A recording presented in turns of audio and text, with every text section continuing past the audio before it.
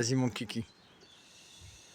Nous avons plusieurs, mais aussi Pierre Varigdy Laflèche, chef d'un grand réseau de meurtriers, également de drogués toxicomanes. Nous avons Paul Bach, anciennement de la BAC de Paris, et également de Nice. Et nous avons Magali, petite associée de Monsieur Paul. Et nous avons Marie-Laure Alice Révélant, elle associée à ses acolytes, et alcoolique également, pour avoir fait des tentatives de meurtre, vol, piratage informatique. Et également, nous avons Jean-Christophe Michaud avec un autre nom qui était de la police. Un bon cocon tout ça, et c'est pire que la soupape qui allait exploser. Mais nos services ont réussi à déjouer leur piège et réussi toujours à enlever leur piège diabolique. Ils se prennent pour des as, mais c'est des crétins, pour être poli. La loi stipule bien pourtant que vous n'avez pas le droit de rentrer dans nos ordinateurs, il me semble bien. À moins que la loi elle a changé entre hier et aujourd'hui. C'est peut-être une nouvelle loi que vous avez réussi à faire peut-être? Non, certainement pas. Par contre, la loi du silence, vous l'avez faite très bien jusqu'à maintenant. Et vous allez la faire à vie maintenant, puisqu'il va falloir assumer vos actes. Vous allez dire pourquoi. Monsieur Paul, anciennement de la BAC, a voulu supprimer Monsieur Anthony Bertacco, général du NCIERSNE, pour avoir tout simplement voulu dévoiler les choses. Et Monsieur Paul Bach, lui, n'a pas apprécié et a été tout simplement jusqu'à séquestrer des gens. Et également n'a pas hésité de faire des tentatives de meurtre. C'est un vendeur de pizza incroyable et pas comme les autres. Je l'incite bien à aller à Place Pigalle pour vendre ses pizzas au micro-ondes. Le micro-ondes peut-être va lui répondre. Et c'est peut-être Place Pigalle qui va aller à lui. On ne sait pas où, hein, mais bon, chacun il fait ce qu'il veut avec son corps. Hein. Et nous avons aussi Magali qui a voulu prendre le flambeau. Et Magali, comme une grande sportive, c'est manger le mur. Voilà. Grande sportive que tu es, Magali. Nous saluons ton mur. J'espère qu'il était bon. Il n'était pas j'espère que... Il faut me rassurer. J'espère qu'il n'était pas à base de vaseline, mais en guise de béton quand même. C'est quand même meilleur. Hein. Enfin, chacun fait ce qu'il veut de ses dents. Hein. Bon, bref. Et nous avons aussi Monsieur Jean-Christophe, lui, qui a tenté lâchement de faire ce qu'il a à faire, donc le raquettage, etc. Mais Monsieur Jean-Christophe, accompagné d'une personne âgée, quand même, tellement qu'il est courageux, c'est un courageux jeune homme, hein, ce monsieur. Voilà. Plus courageux peut-être, vous allez me dire, peut-être plus courageux quand il mettait des claques à sa mère qui avait l'Alzheimer. Là, il était un peu plus courageux que ça quand même. Oh, le temps passe peut-être, vous allez dire. Peut-être que ce monsieur, il commençait à fatiguer, donc il a tenté d'aller chez les corruptions d'une vie bien solide à une vie garnie de criminalité, sûrement. Monsieur Jean-Christophe, vous avez quand même été plus qu'à la limite, vous avez dépassé des bornes et vous avez dépassé votre limite. Votre limite s'arrête normalement à être policier et à protéger les innocents et pas à protéger des criminels et pas leur donner la permission de tout faire et de faire n'importe quoi. Et nous avons également une autre personne. Alors nous avons dit Jean-Christophe, Magali, Paul, La Flèche, qui est tellement une lanterne, qui se retrouve maintenant en Corse, en prison, et qui doit aimer aussi la seconde place Pigalle. On vous dit pas pourquoi, hein, parce que apparemment c'est un monsieur qui aime beaucoup les trous.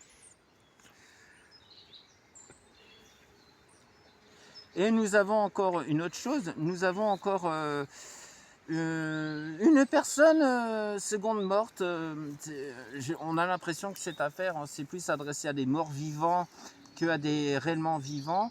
C'est des personnes qui meurent et qui reviennent à la vie. Ils se croient dans une console de jeu.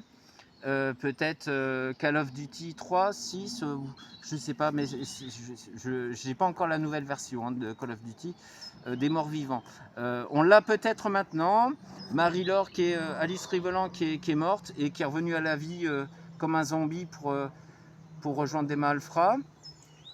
Et nous avons également encore une dose de criminalité qui s'agit encore d'une morte qui est bien morte. Il s'agit de Delbos Isabelle. Née à Chablis en Bourgogne, avec un papa qui aidait, selon notre dossier, qui aidait beaucoup sa maman dans les vignes et qui a perdu la vie il y a quand même pas très longtemps. Ce n'est pas en 2025.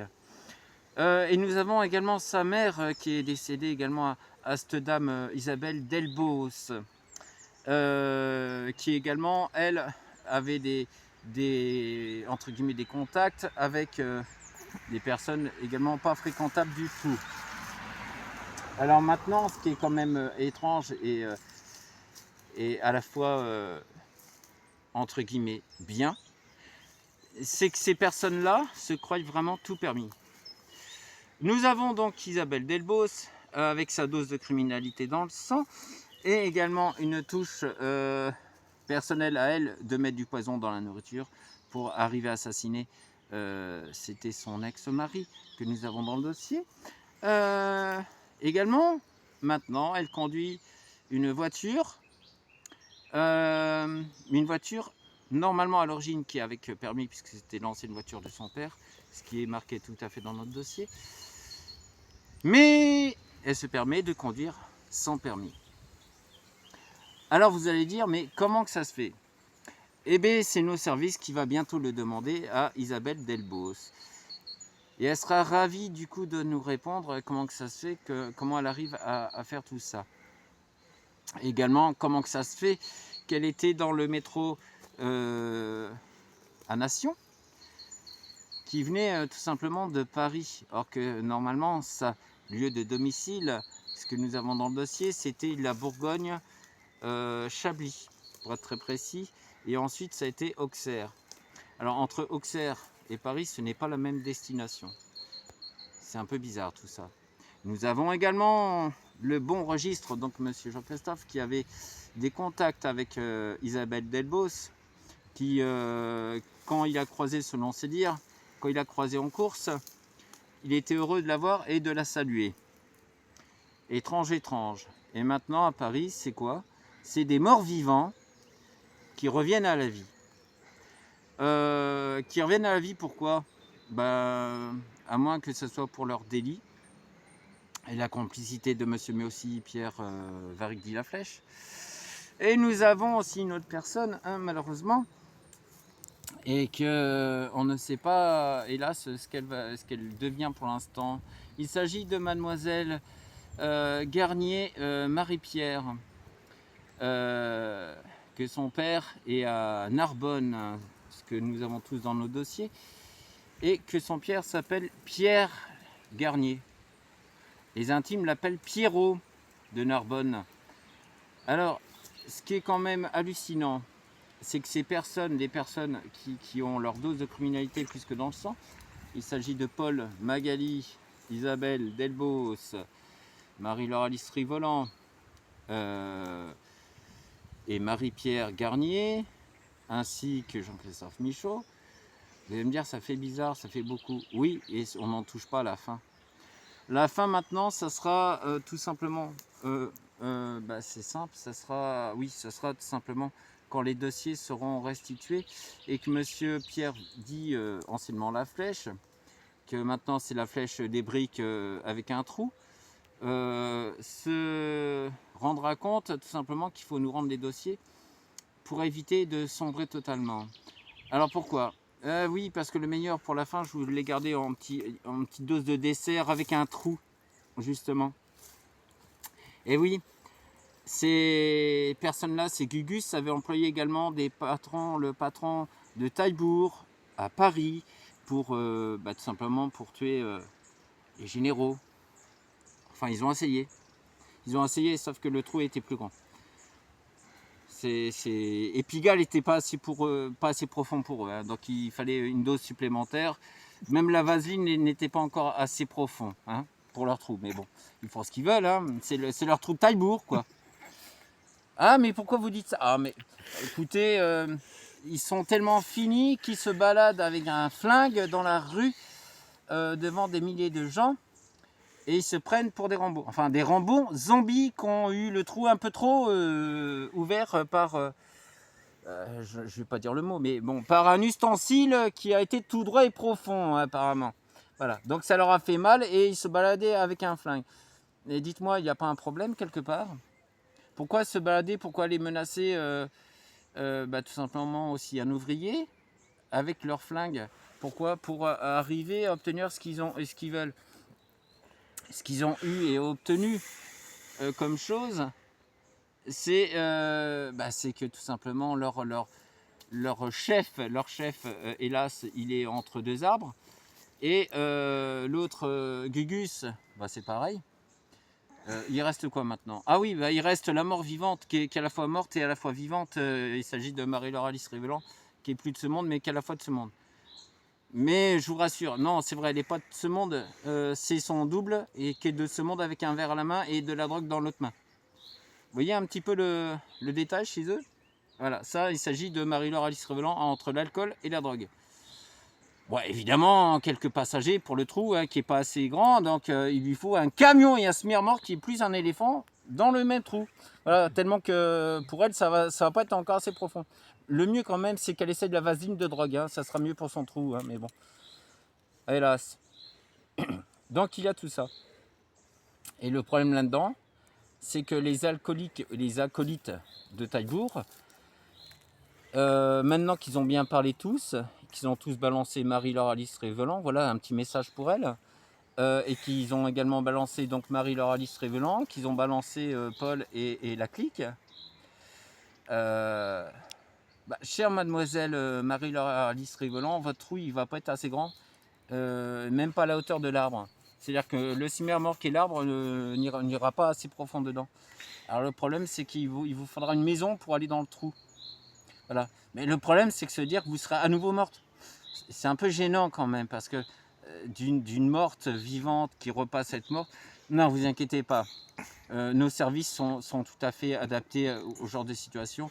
Et dans ce cas-là, si vous êtes morte, on ne fera pas de deux fois, on ne dira pas que vous êtes morte une deuxième fois, on dira simplement que c'est une erreur de la nature et du trou qui est passé simplement dans le trou, hein, puis il n'était pas assez large, alors c'est une erreur dans la nature, voilà. Vous allez dire, c'est scandaleux. C'est peut-être scandaleux quand même d'avoir piraté des comptes bancaires et d'avoir également demandé à la CAF de Nice, ce message est pour vous puisque vous êtes entre guillemets le chef des trous chez les trous. Et donc vous avez quand même demandé à la CAF de Nice, à la directrice, de bloquer. Ce que vous n'avez pas réussi, pourquoi? Parce que, hélas, la pauvre directrice de la CAF de Nice, en ce moment, elle regrette amèrement votre geste et on va dire, hélas, que vous soyez une femme, parce que, hélas, la pauvre, elle a perdu son emploi. Ah, le Seigneur a dit, votre trou n'est pas assez large. Alors, on va vous l'enfoncer bien profond. Voilà. En gros, ça veut dire, c'est simple, c'est que vous avez voulu jouer, vous avez voulu menacer, vous avez voulu tenter d'assassiner M. Bertacco Anthony, général, et les deux autres généraux. Donc maintenant, votre trou, c'est le vôtre. Vous avez voulu mis des civils dans le trou, maintenant le trou, c'est le vôtre. Et vos familles qui ont participé avec vous, on sera ravis d'aller les accueillir. Le trou ouvert, mais c'est pas notre trou, c'est pas grave, c'est le vôtre. Hein. Alors vous allez vous débrouiller maintenant. Et vos enfants également seront retirés. Et ça, c'est une parole d'un procureur et d'un magistrat qui vous parle.